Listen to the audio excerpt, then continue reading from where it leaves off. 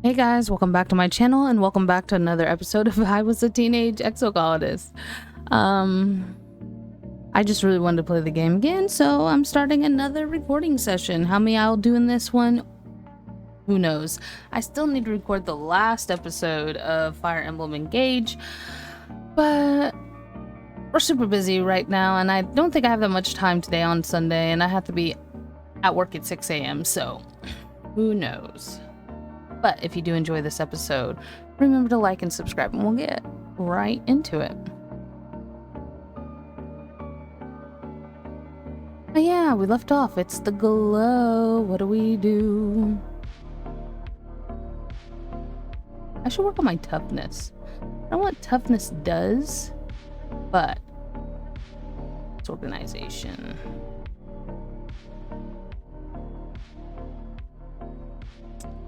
Yeah, why not?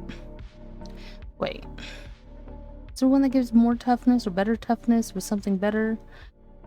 Over here, because we're on the path to be a soldier in this playthrough. If I do another playthrough and record it, I'm gonna do something else. Combat.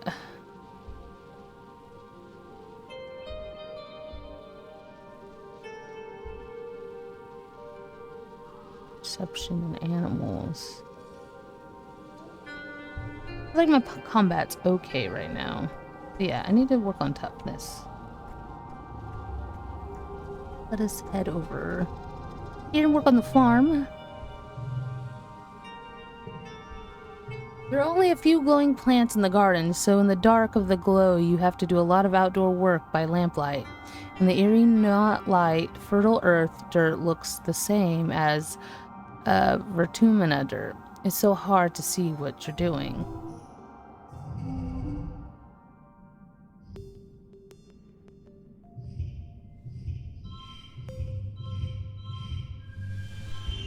There we go. And +1 to biology.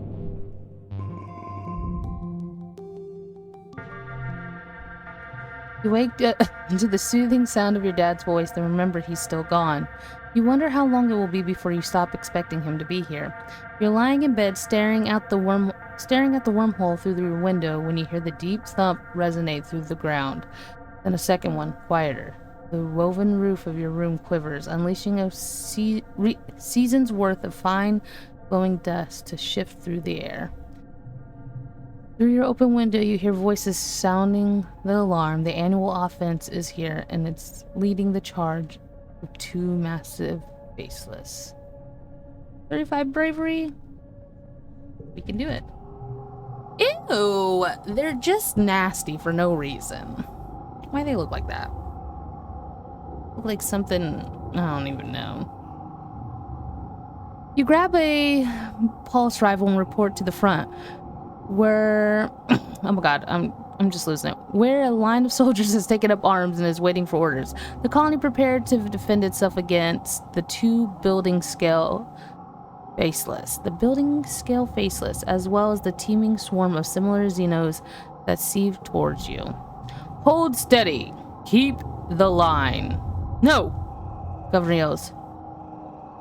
Governor Loom yells, running from the front gate to the front of the defense line. He elbows Red out of the way and waves his arms widely. Bring them closer! Draw them in!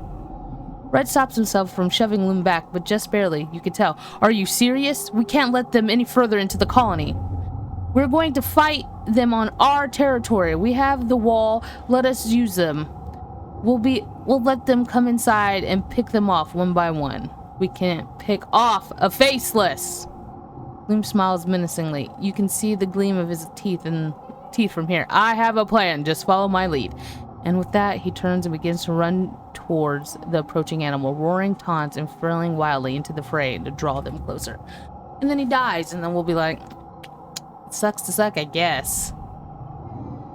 At a loss, Rhett motions you all to fall back and let the animals approach.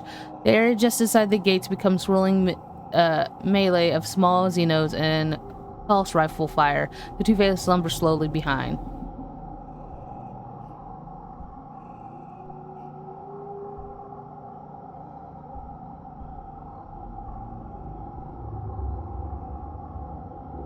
In there.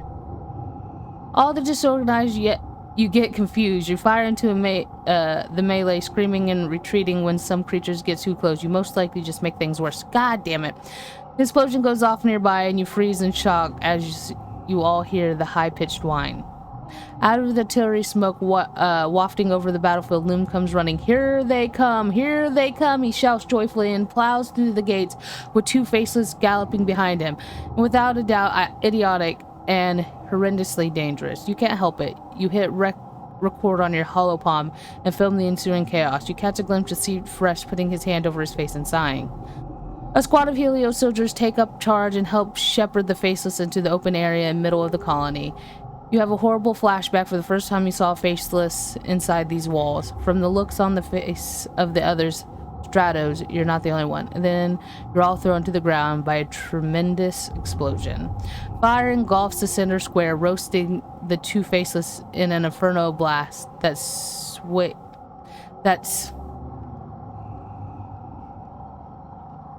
blasts the sweat from your pores, Rocks and chunks of dirt patter all around you with the occasional thunk in the burning mushwood.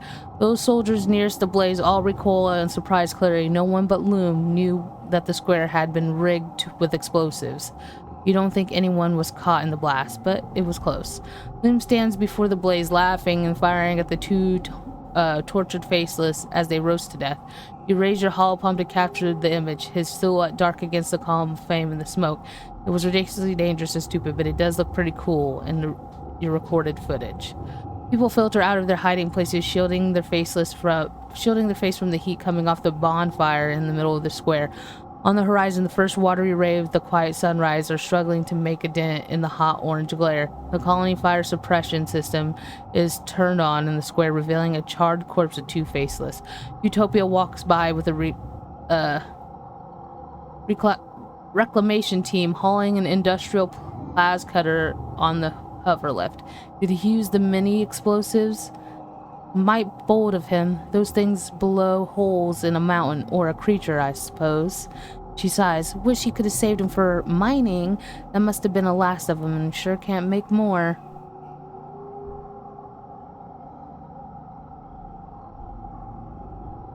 Unfortunately, the colony wasn't prepared for an attack of this magnitude or the havoc that the Governor Loom brought down on those explosives.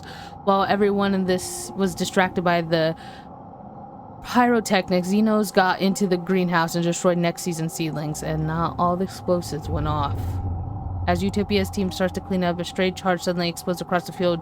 Shrapnel zips past you and everyone dives for cover. A piece hits you in the thigh. Oh, damn. As you gently check the nasty burn on your leg, you consider that if Utopia is right, at least the garrisons are out of explosives to play with. You can't just nanoprint more unstable molecules like this. But how will the colony defend itself against the next attack? I clicked the wrong one, that's my bad. Listen, it's a blind playthrough. We're doing what we can. Oh, I got longer hair.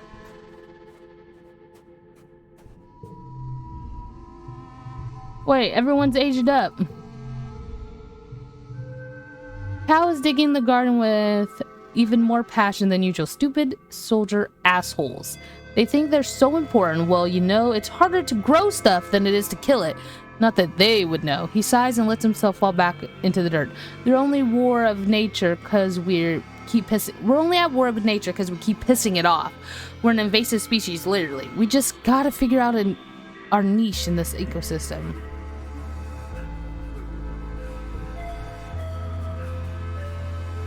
My hair. Oh, someone's up here. Why should I care for nature? The only thing nature has ever done is kill my people. I refuse to be held hostage by a planet that doesn't want us here. If nature wants to kill us, well, it's only fair we try to kill it back.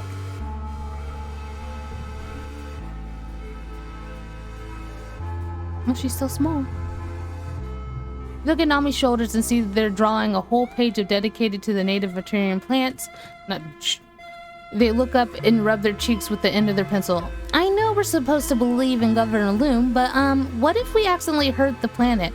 What if some of the super cool plants and animals die? I just think it'd be too sad if that happened. Have an egg. You brought me a gift, like, just because? Oh my god, Ophelia, thank you. Oh, hey. Oh. Don't make me a furry for nothing. Over the years, a lot of people have started wearing a lot less clothing than you remember from when you were growing up in the climate-controlled stratosphere. Definitely a lot less than the holovids you brought from Earth. Rex, though. Rex really acclimated to Venture's hot, sultry weather. Woo! Oh, Rex throws his head back and laughs so loud it echoes through the courtyard. Ah, woo! He yells. Ah, woo. You both giggle and lock eyes for a few seconds that feel like literal months. Eventually, Rex fixes you with a fangy smile and scratches the back of his head. It does nice things to his whole chest, shoulder, bicep situation. So you like what you see, huh? He lands in sharing a little secret. Me too, he whispers, then winks at you. Just flirting with a dog. Don't mind me. That's just normal. Hey, girl. You look good, tanned. Tan just pouring something from a cafe that could only be strong black coffee with a bitter scent. It was bracing at first, but I have now endured it long enough that it has begun to feel pleasant, almost calming. As I require little sleep, I doubt I will become dependent on it. Addiction runs in my family, you know. This, though, is an indulgence I can allow myself. Coffee? Hey, girly. All right, 31. Oh, hey, Ophelia. I feel like challenging the squat queen. The squat queen? You're the squat queen? Hello? Hello? Hurrah, just another day of protecting the colony. Those animals are gonna wish they never crawled out of the primordial goop. Who are we missing? We're missing me bestie. Oh. He still looks small. A war of alien life. Am I the only person who's in this whole stupid colony who realizes that we're literally the aliens here? No, you're not. I realize this too, darling.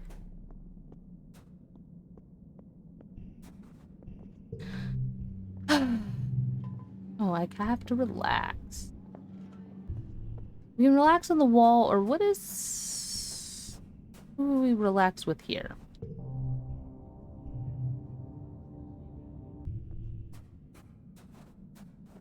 We have a lot of friendship, less friendship with Rex, so we'll hang out with him. It's the only place to relax, right?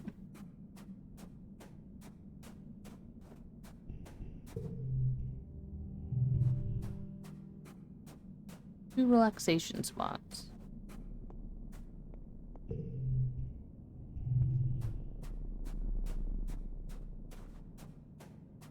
Now let's hang out with Rex for good time's sake.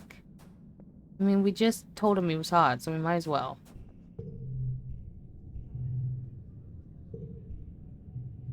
You nestle in the cushions, close your eyes, and listen to music. You have an archive of over 100 years of music to choose from, but still you wonder what new songs they're writing these days, 10 million light years on Earth.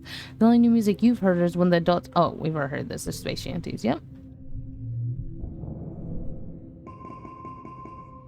We're good. It's your 17th birthday, but it's not just your birthday. Quite is a time of new growth and celebration of life and hope. Not for just this year, but for humanity's presence on Ventunia, on V, for years to come. You and your friends are the symbol of that hope. Quite literally, you are the future of humanity. You're beginning to take your place as an adult in the colony. The council has decided to throw a party in your honor. A V Youth Ball. Mars has organized it. You got embossed invitation on real paper, slippery on your door. I guess go party, party, party all night long. Yeah, let's party. You slip into some party clothes and head over to the lounge to celebrate. Well, yourself, and yourself specifically. It is your birthday after all. The lounge is all decked out. The decorations look expensive. Must have taken a lot of nanoprinter creds. Your friends are transformed too. Everyone has dressed up and looks like they're young adults. And young doctor becoming? You can hardly recognize some of them. Mars catches your eye and waves, her bangles jingling joyfully. She looks like a model from her holograms, every inch of her primped, painted, and perfumed. Ophelia, happy birthday! I'm glad you could make it, she says over her steady thrum of the music. Drinks are over there. You make your song request to the congruence and take off your shoes. Look down at the boots and then back up to Mars skeptically. She rolls her eyes and does a little bounce. Sock hop, just like Earth does. All right. At the refreshment table, Cal is stuffing his face with party food, and Rex shoves 2 glasses of punch in your hand. Gotta stay hydrated, he says, pouring himself another glass. We'll be sweating it out one way or another, he winks. All right. Don't let them fool you, Tangent mutters, joining you. She smears a glob of something pink and meaty looking onto a cracker. It's a well-documented phenomenon that people inexperienced with imbibing alcohol will begin to act as if they're drunk even if they're completely sober. To Rexiats, I mean, of course, that I'm not going to suffer any bad behavior. Rex grins and pulls the flask out of his vest and pours a healthy addition to his glass. Who says it's gonna be an act? Let's get a little loose. Come on, it's a party. The music changes to something with fast pounding beat. Rex throws his head back and howls. Woo, it's a dance. I'm gonna dance, girl. You, Rex, and Mars take the dance floor. After a while, Nemi follows, pulling Vase behind her. You all dance until it feels like your heart is going to burst from excitement, from exertion, and from the sheer joy of throwing yourself around the room with your friends. Nami, who's playing DJ with congruence, spins up something a lot slower, more romantic. Grab a partner and pull them close, whatever distance you both feel comfortable with. Oh, I can only do with this? I don't think I want to be with this. I'm just gonna hang out with. I'm just gonna hang out and watch. Must one dance at a dance? It's not enough to just simply vibe with your friends. Tangent gives you a nod of recognition as both of you hold down the refreshment table. At least 2 of us aren't interested in making fools of ourselves, she mutters darkly, indicating Nemi and Vase all but climbing onto each other's clothes on the dance floor. After a slow song, Nami spins congruence the music library to something with a little more bounce to it, and dance floor is once more floods with bodies ready to gyrate the night away. But the tunes abruptly interrupted by Governor Loom's headspeak hijacked the feed. He strides the stage, flanked by Security Chief Rhett. Everyone in the dance floor whines in unison as at having some buzzkill adult stop the music, but Glum just raises his hand and smiles indulgently. Look at all of you. You're young pioneers. A look at you, and I see the future, not just of this colony, but of humanity. Catch a few rolling their eyes, and you heard this before. Right here, good man, a real good man, really, the best of the qualities. Share this poem from a great Earth poet. Now, I'm not one for poetry myself, but damn if it isn't something I want to share with you kids tonight, an eve of something really big. He clears his throat and reads the hollow poem. We cannot tarry here. We must bear the brunt of danger. We have the youthful Sinway races, and all the rest of us depend. Down the edge, through the passes, up the mountain steep, conquering, holding, daring, venturing, as we go to the unknown ways. Pioneers, oh pioneers. We Primevale forest felling, we the river stemming vexing, we and piercing deep the mines within, we the surface broad surveying, we have virgin soil unheaving, pioneer, oh pioneer. Okay, whatever. Applaud politely. It looks like a little pain, but Loom continues. What do you think this poem means, kids? Does it mean we should sit here in our car politely and wait for the planet to make space for us? No. It means we need to get out there. We need to grab V by the balls and make it respect us. He points at you specifically. I need you, the next generation, to lead the charge. This is your planet, and you're old enough to defend it. I'm asking all eligible fighters to join squad massing at expeditions, to go out there and attack those monsters where they live. We're taking the fight to them. No more hiding behind the walls. Lim and Rhett leave. Okay, and spin back again. But only a few die-hard partygoers still want to dance. Everyone else has broken into a small group to discuss the announcement. Cautiously optimistic. Mars is holding court with a small group of teens already applying her spin on things. This is actually a good thing. Truly, we never are going to get anywhere as a species if we just sit here and wait to be attacked every year. Plus, if it'll give Lim something to do, so he stops bothering us. Whereas always a time of huge leaps in technology too. I think of what we'll be able to accomplish. The party fizzles out as everyone drifts away from the lounge. You return to your empty quarters, your birthday forgotten. You've always been told the colony was safe. Now you know that time is over.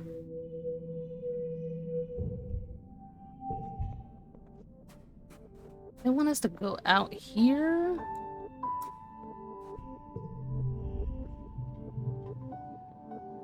Helio was a good place to grow up. Helio need discipline and routine. Even inconsulates need to be integrated into society first. Otherwise, we're just a bunch of free radicals spreading like cancer everywhere we go. There's no limit to what group discipline focused humans can do. We can take anything if we have work. Let me get him a cake. That's the only thing I know that he likes. Or I'm gonna be stuck with this. Not that I'm upset about that, but I feel like he's just my friend, and I don't want them to throw me into that. I also need to work on my organization so that I can get one more slot.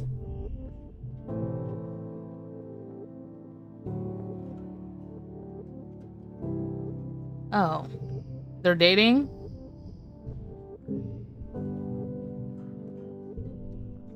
That's awkward. Okay. Well, whatever. Well, I guess it's at the garrison?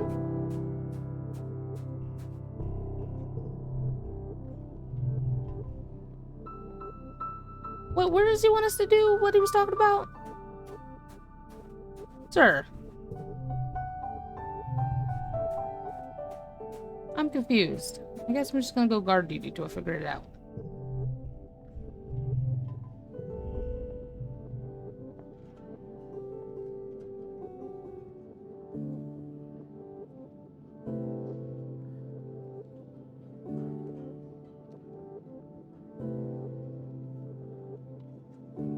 Nemi won't shut up about— I read that all to myself. Shut up about Vase. He's so smart, he's so cool, he's so much more mature than all the other boys in the colony. If she weren't your friend, you stuff her into the recycler. You're not sure how much more hero worshipping you can take, but you are her friend, so you just smile and bear it. It's nice that she cares so much about someone after calm.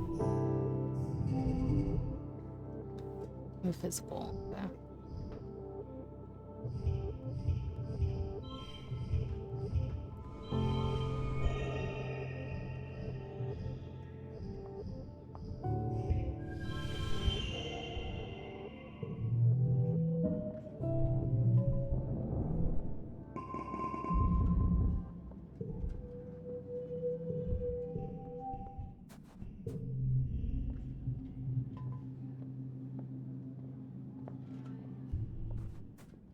Where do I go to do what he was talking about? Hey, friend.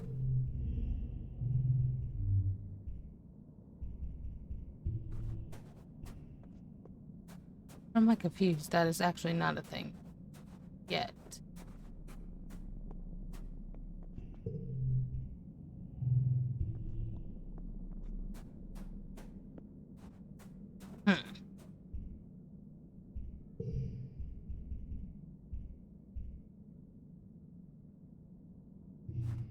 I guess we work with him one more time.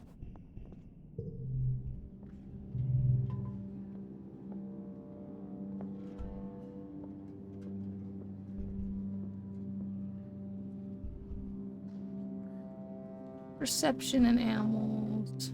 Combat bravery. I need bravery for this, so yeah. This is guard duty. Almost all the guards are recent arrivals from the helipods, so it feels like you meet new people. Oh yeah, okay, we already did this one.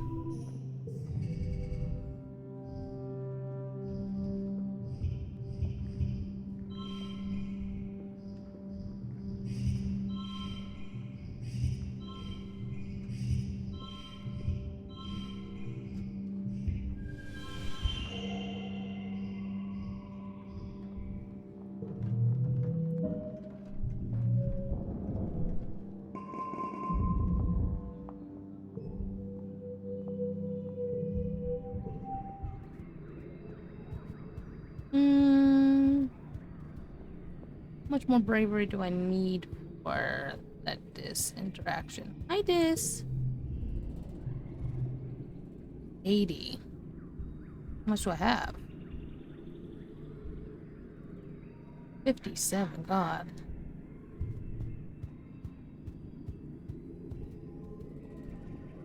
May as well just keep going, I guess.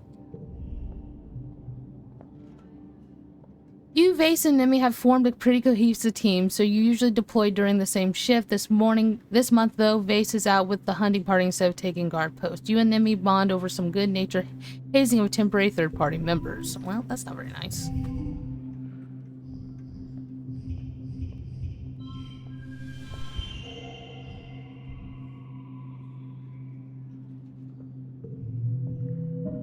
Go.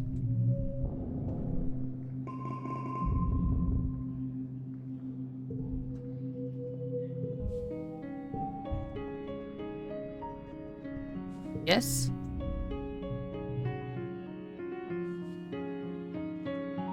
Vase is a garrison lounge taking a whole table with his schoolwork. The way he acts like he's emerged from the womb armed to the teeth is just a little jarring to see him do something as pedestrian as homework. He sees you and waves you over. Oh, Ophelia, you care about this Xeno shit? Can you help me? Of course, why not? I have biology. Vase flips the screen to his hologram to face you, and you look over his homework. Oh, yes, the questions are a little advanced, but you've learned so much through the independent study that it's no trouble. You go over the first few questions with him. Vase listens, attentively nodding and asking intelligent questions. When he flips back to his worksheet, though, you can see he's already finished most of his homework perfectly. Wait, was he testing you? Apparently, Vase knows a lot more about xenobiology than he's letting on. He snickers at your shocking expression.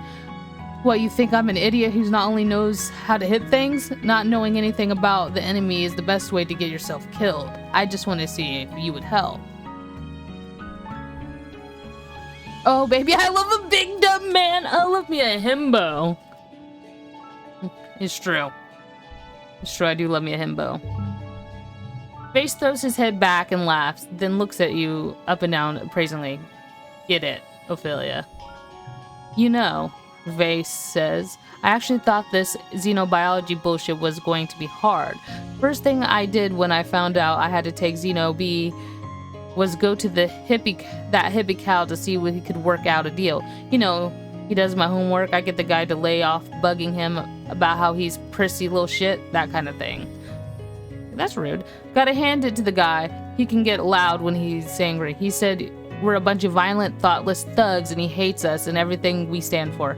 Can you believe it? He wouldn't be able to waste his time buggering float cows or whatever the hell he gets up to in genoponics if it weren't for the soldier protecting his stupid ass. He could be a king shit of Knoll Hill if he wants to be, Vase concludes, shrugging. I don't need anyone's help. Apparently you do.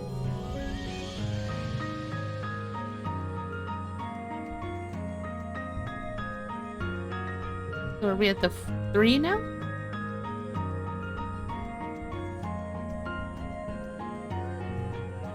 Thanks. Let's go give a hug to Rex to brighten our mood. Aren't you Vase's friend? I'll be mad to see you talk to me. But I'll give you a hug. I mean, yeah, sure, of course, obviously, but don't get mad at me when word gets back to Vase so you're hanging out with me, okay? Dude's got eyes everywhere.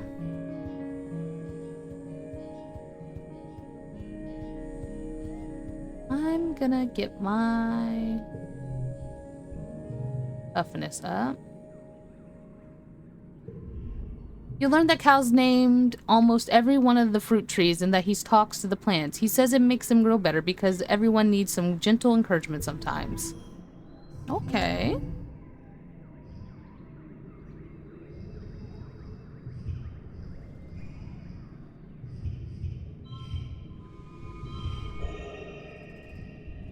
There you go.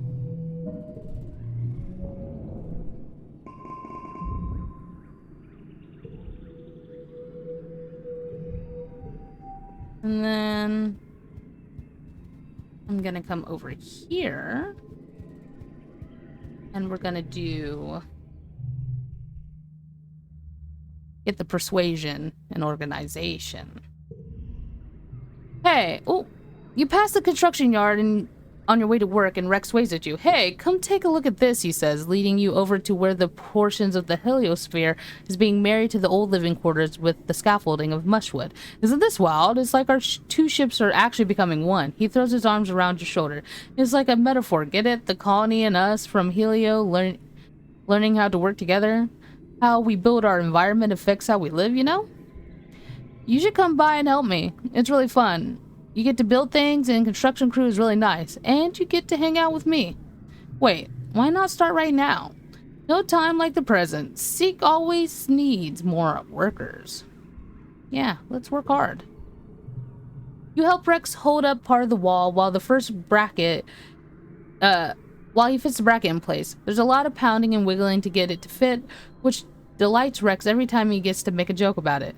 It's sweaty, reward working, and you learn something about engineering while you're at it. Chief of Mayor Seek comes storming out of the command. Ophelia, where have you been? I'm expecting you hours ago. Whoa, that's my bad, Rex says, moving to stand between you and Seek. If he had a tail, it would be between his legs. The perfect picture of an apologetic puppy. I asked her to help out. We're super short on hand around here, and she did a great job. Seek grudgingly accepts that you did in fact do good work. They tell you that you're cleared to help out construction if you'd like, slightly commenting that you're better suited for manual labor than the job you're actually supposed to do today. Oh. Well, you don't have to be a jerk about it.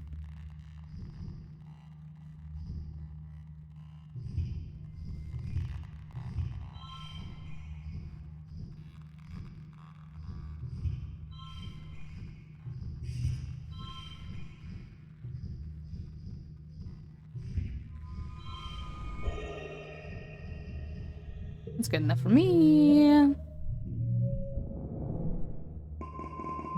And I have 300 kudos. I want to see what this job gives you. Gives you engineering and toughness. Sickening. Oh, a new perk. Nice. But I want to come in here, the supply depot. Buy another cake. Wait, no, 300. We're at 300. You...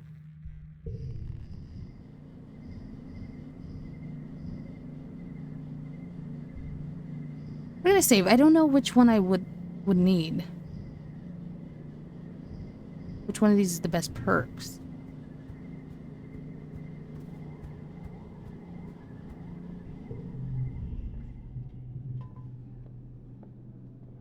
Finally, we're going to actually do what we've been training for. Me and the boys are going to salt the sodding earth out there. Just wait. In one generation, there's going to be no trace of them. Just humanity and the top of the food chain like we're supposed to be. Okay, but where do I do that? That's not actually a thing. Hi, friend. I feel like everyone's going insane. It's not just me who can see that, right? This planet is bigger and older than we can even imagine. And if we act aggressive, it's just going to smack us down even harder. No one's listening. We just have to listen to the planet. It's not one of these.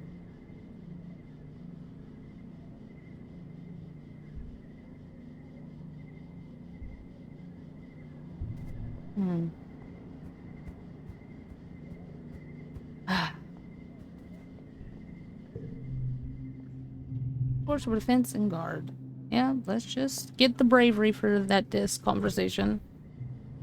You're across the courtyard patrol when a shadow blocks the sun for a second. Then people start screaming.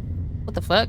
An absolutely massive flying creature swoops overhead and lands right in the center of the courtyard, kicking up dust and sending other colonists scattering. You shield your eyes to get a closer look. It's almost like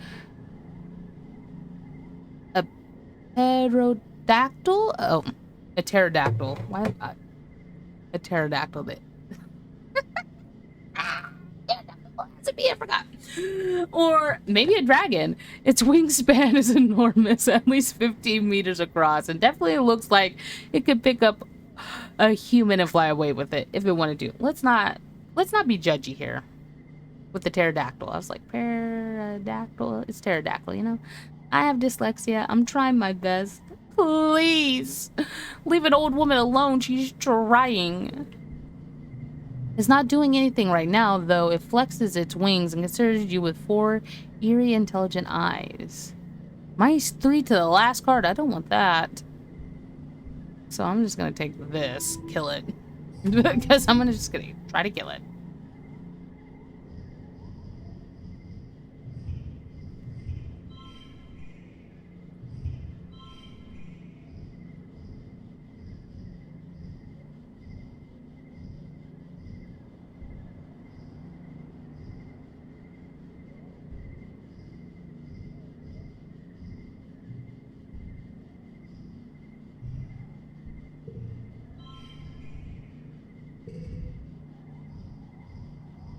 Hmm.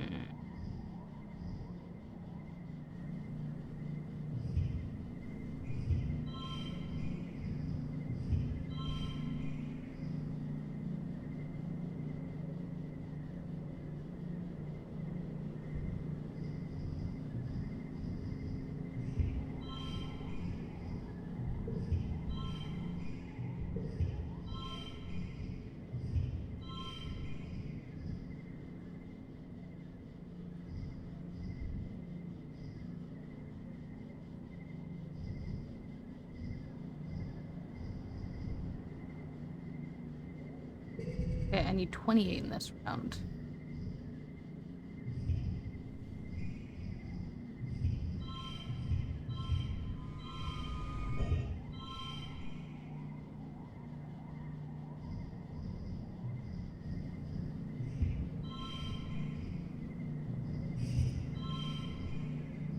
$37, we still win, so that's okay.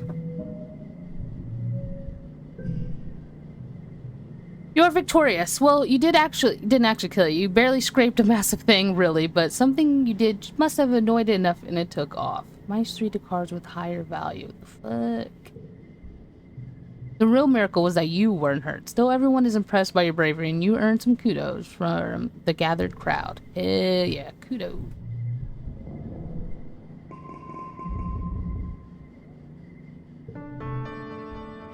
Oh, it's the V-Fest already. V-Fest is ushered with the big military band, horns and drums supplemented by recordings of the parade music from Earth. Governor Loom strides out the command a grand red carpet and ascends the stage to raucous applause. Thank you, everyone. Look at you. Look at this colony. Finally, truly united. All it took was a common enemy. I look at you beautiful people, you strong people, you good human people, and see a fire in your eyes. I see courage in your hearts. I see a colony that's ready to win. I see a colony that's here to stay. V, do you hear me? He raises his arms and roars. Do you hear me, V? Humans aren't going to hide anymore. Lum gestures to security chief Rhett to join him on the stage that continues. The original fugitive colonist got it wrong. In Roman mythology, V was the god of cultivation, not the rampant chaotic growth. He clenches his hand to his fist. We need to clear the field before we can plow it. V won't be safe for human life until the aliens are eradicated. Rhett crosses his arm and nods in his agreement. Maybe there's more to this plan than Loom is letting on. Loom descends from the stage and does a receiving line of handshakes and fist bumps. In the vacuum left by his presence, Chief Administrator Seek takes the podium and clears their throat. And I want to announce this will be the last year that the festival contest will be held. What? Sound of protest rise from the crowd, and near the front, Loom just shrugs theatrically and mouths, "Not my fault." Seek looks down at him pointedly and then continues. This war will be our colony's resources at tremendous rate, including most valuable time. Loom takes the stage again and soothes the crowd. I do have some good news. Starting today, the colony is going to grant requests for people who want to have children. Yes, that's right. It's time to start the next generation of interments. Secure the future for our children. Humans, I guess. I think it's stupid. I know survival is important, but we don't have to kill things to survive here. Duh, of course you think that. Personally, I think Loom is total nullhead. He's not that much older than me. What is he, like 24, and then everyone listens to him? They should listen to me instead. Finally, you hear a call of participants in the game. The last ones. Maybe forever. You choose. Obviously the wrestling. We want wrestling all the time. A manticore. Oh my god, it's got a muzzle on. I'll bet it claws filled with our file down. Chief Rhett, this isn't a challenge. Let's try it. It's the last ones. We have to win, guys.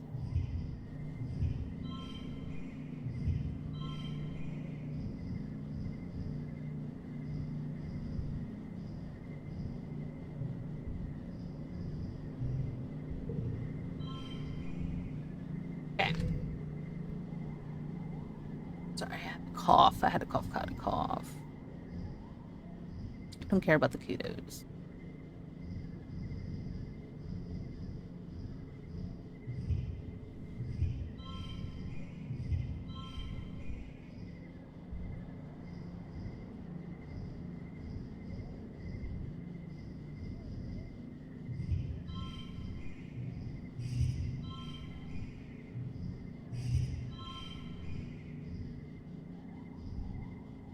$35. I think I could do that. Let me think. What's this say?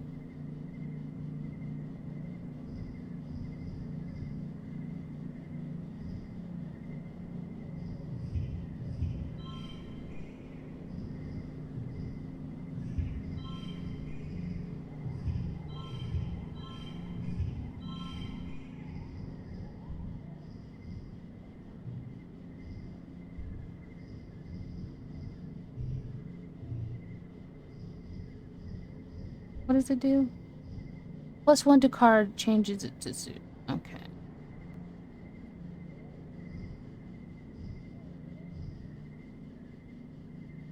Let's redraw.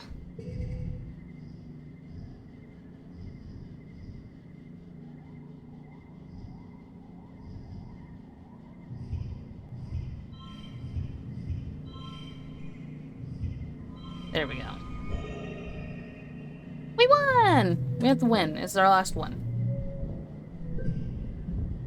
This wild freaking manicore, one of the most dangerous beasts in V, something that could never be tamed, and they want you to wrestle it? No problem.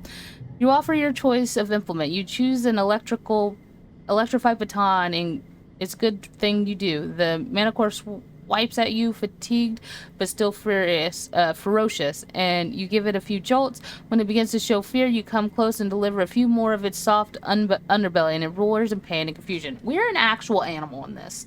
Like, we're awful. I have to do another playthrough where I'm a nice, kind soul, because that's who I am, and I can't stand it. And it roars in pain and confusion. The crowd roars a bloodthirst as you force the manicore into submission, especially the Helios. You aren't sure if you were rooting for you or for the manicore. Okay. We relaxed. I'm disturbed. I'm disturbed. I'm disturbed. Sir, I'm disturbed.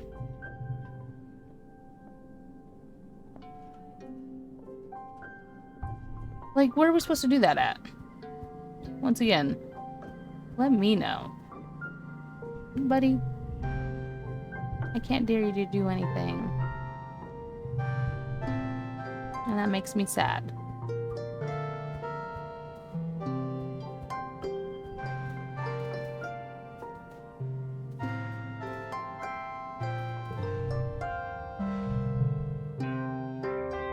Engineering toughness, yeah. Let's do that with Rex. Okay. Cease gets everyone together and discusses plans for the next big project, the next phase of construction on the living quarters. You were lucky to get moved during the first phase, if you only because your old quarters were crushed by the giant monster. But people from Helios have gradually started transforming their crowded bunks into big rooms. The colony needs a massive construction effort to get everything built. Not just sleeping areas, but large suites for families, kitchenettes, and communal private toilets and bathing rooms. Speaking of Helios, I can't wait for my own room. Rex is here, and he's pumped. He's jostling eerily, foot to foot. I've never had my own room before. All of us space kids slept in a family-style barracks until we were old enough to go to the juvenile barracks. Never had a privacy. Woof, man. You guys must have parties all the time. I can't wait to have a party in my room. You're gonna love the construction, Ophelia. What are you looking forward to? Designing a beautiful room. Yeah, I like that part too. I like imagining how people will actually use the space that I'm making. Is it gonna be a family? Is there little kids or old people? What are they gonna do there? He tugs his ear and smiles. I grew up in a barracks. I know what it's like to feel your space doesn't fit right.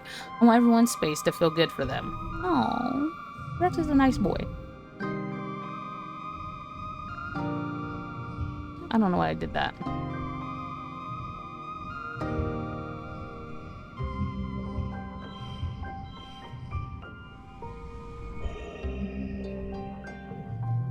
Like, engineering toughness. I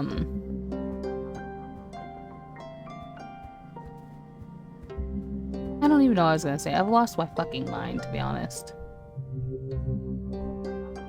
And what's this do? Creativity and empathy. Let me help in the kitchen. Aunt Anne is waiting for you in the kitchen when you arrive. There's a strange new smell in the air. Ah, you're here. I want to tell you something before we get started today. She gestures over to the stove where your enormously yellow pot of stew is boiling cheerfully. As you know, the colony was founded on vegetarian principles. Raising animals for their meat on Earth was, well, it wasn't very nice, and it took up a lot of Earth's resources, soil, water, and feed that could bring us what couldn't bring with us on the spaceship. You'd not. Though there are animals on the ranch that produce milk and serve for high protein berries, you've never actually cooked meat. Well, humans have been eating animals for a lot longer than we've been farming them. We used to hunt animals for food for their furs. Sometimes the ranches we have to slaughter an animal, and well, some of the foragers, she smiles and wafts the steam from the pot towards her nose and inhales deeply. Well, sometimes they bring back animals they found out there, and it's time we start serving them to the canteen. And he holds up a hand, wandering off any you're concerned. I know you might find the idea uncomfortable. I want you to remember that this is no different than what would happen to them in the wild. Most animals are eaten by other animals. Meat is healthy and good for us, and we need to take advantage of every possible food source. That means, of course, we're not going to waste any part of the animal. Even the bones can be boiled to make stock. Annika sets her hands on your shoulders. Ask congruence for a tutorial on butchering and preparing an animal and follow her instructions. It needs to be cooked to a certain temperature to make it sure it's safe to eat. I've already started with stew to save some time. While it's simmering, you can start on learning what you'll need to know for tomorrow. Like always, Annie has left you manage things in the kitchen without help.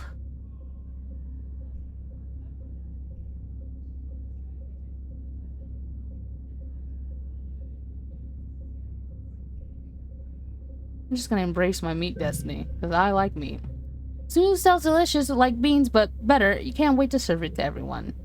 You enjoy the afternoon stirring stew and watching Holovid's. Congruence runs through a few simulations of how to butcher an animal, and you get a lot of practice in real time. Aunt Annie, I want to say Auntie Anne, like from Wizard of Oz. Aunt Anne is right.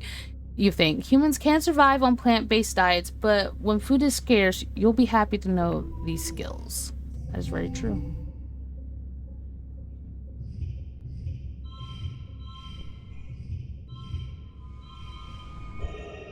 There we go.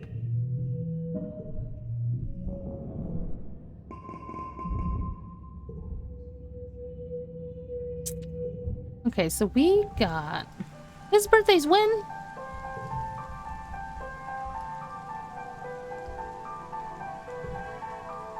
Mid-wet. Let me go buy the cake so I remember.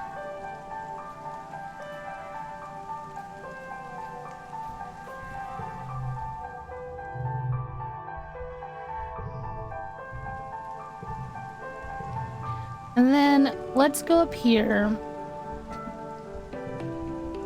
Go to gears. We're gonna take this off for now. I know where my combat really is when I look at it. Okay? We're going to do guard duty for the combat and bravery. It's slow this month, so you spend a lot of time drilling with your pulse rifles. Your accuracy is improving, and you can reload the cartridge in less than 4 seconds. Red isn't impressed. He wants this sat down to 2 seconds. Feels impossible. We have nothing but time on your hands to practice.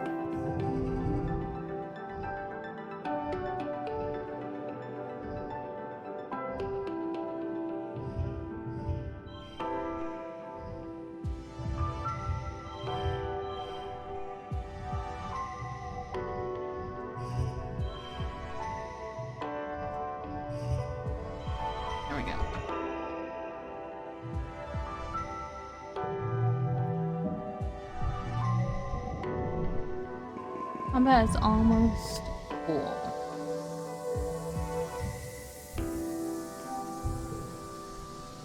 And they said mid-web, right? Mid-web. Happy birthday!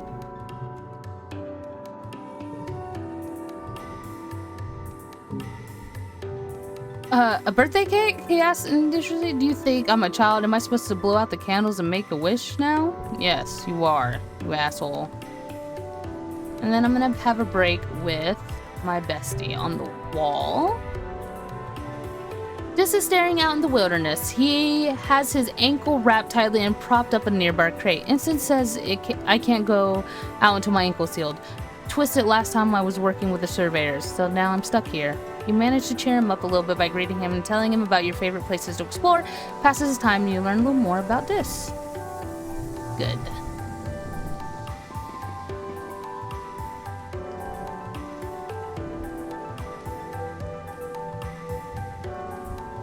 I think one last one and we'll be done with our combat. So let's do guard duty.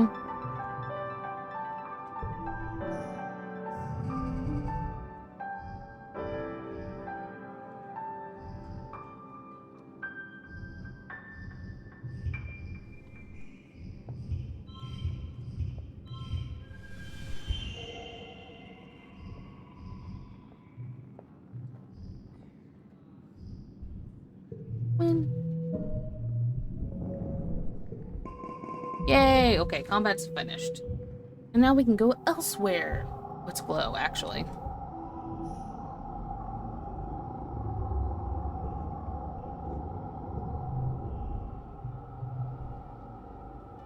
Oh, I need more toughness. Just glow. It's an entirely different planet, and glow is my favorite season. Full of secrets and danger. I bet it is, darling. But we're gonna have to wait till the next episode to continue on the glow. I know we went through a whole year in this episode, but like, I just know what I want to do. I want to get toughness up and all that. But I also need, I need bravery up as well for our friend. But I'm trying to get Vance, but he's not really into me, which is very sad, depressing. He likes Nemi, which makes me sad. But anyways, hope you guys enjoyed this episode. I will see you next time. Bye-bye.